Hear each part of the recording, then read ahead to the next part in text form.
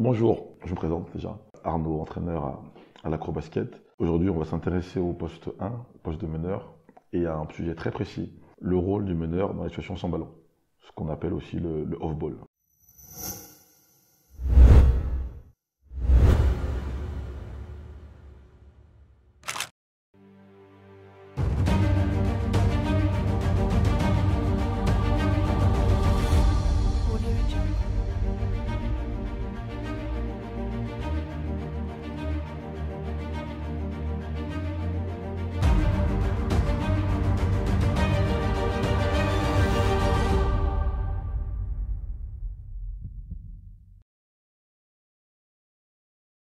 Au basket, 9 situations sur 10 commencent par un poste 1 avec la balle, qui fait la passe à 45 degrés, à un poste 2.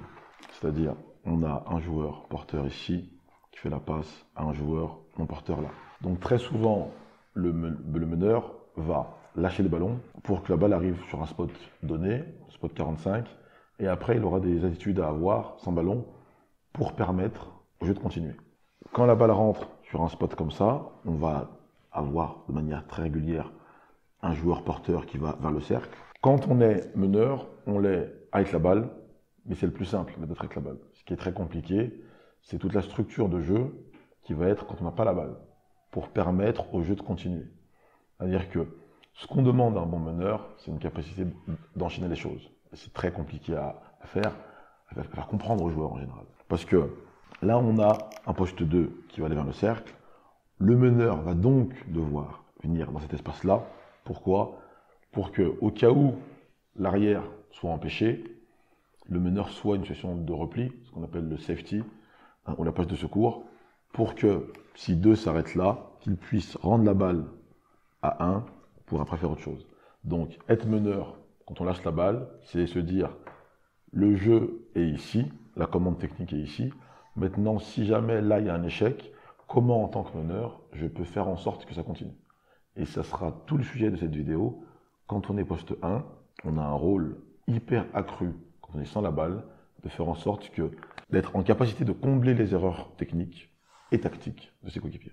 Quand on est meneur de jeu, l'un des axes principaux, ou l'axe principal, c'est ce qu'on appelle au basket la relation extérieur-intérieur. Au basket, on a les postes 1, 2, 3 sont des joueurs extérieurs, 4, 5 des joueurs intérieurs. Là, on va s'intéresser à la relation entre 1 et 5, entre le meneur et l'intérieur, et tout le jeu autour.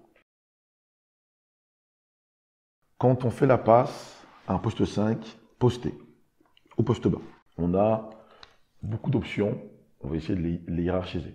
Les meneurs qui ont une capacité à tirer extérieur vont faire passer la balle, réaliser un essuie-glace. Donc aller en sprintant de 45 à 0 pour potentiellement avoir un retour de passe et un tir extérieur.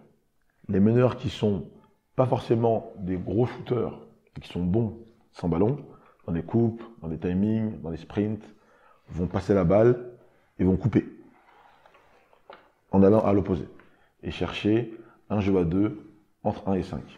Enfin, le meneur qui a un rôle purement organisationnel va passer la balle à 5 ici et va remonter vers l'axe pour laisser un quart de terrain au joueur intérieur. Quand on est meneur de jeu, on a aussi souvent la chance d'être loin du ballon, parce qu'on n'est pas toujours à la balle. Et quand un joueur intérieur a le ballon, on apprend au joueur intérieur à jouer avec l'opposé, c'est-à-dire à jouer avec la position qui est géométriquement à l'inverse de là où ils sont. C'est-à-dire que quand un joueur intérieur a la balle, premier regard extérieur. Donc, quand on est un joueur extérieur, un meneur à fortiori, on doit se trouver toujours 1 mètre en dessous, 1 mètre au-dessus, ou pleinement aligné avec le joueur intérieur, afin que celui-ci puisse attraper la balle, se mettre en face-up face au jeu, et faire un renversement. Et c'est hyper important, comme je disais tout à l'heure par rapport à l'option de continuité, être capable de se trouver dans ce spot-là. Être meneur de jeu, c'est toujours en fait être là où ses coéquipiers savent qu'on est à un moment donné. En conclusion, pour être précis sur la commande technique, le rôle de meneur commence peut-être quand on n'a pas la balle. Parce qu'en soi, le meneur, quand il a la balle, il en contrôle. Il gère, il décide le tempo, le rythme qu'il y a à la balle, où, quand, comment. Quand il n'a pas la balle, il doit pallier à toute erreur potentielle, et Dieu sait qu'il y en a, des 4 joueurs de son équipe, par son placement, par son déplacement et par ses replacements. Et surtout, quand on joue au basket, les jeunes joueurs ou les joueurs d'un niveau intermédiaire, ils pensent à faire une passe et se déplacer. Quand on est meneur, il faut surtout se replacer. C'est-à-dire, il faut se dire, il y a 4 spots occupés, il y a un spot qui est libre, je vais rapidement, de manière cohérente, occuper un spot libre, me replacer pour toujours pareil, que le jeu puisse continuer en enchaînant.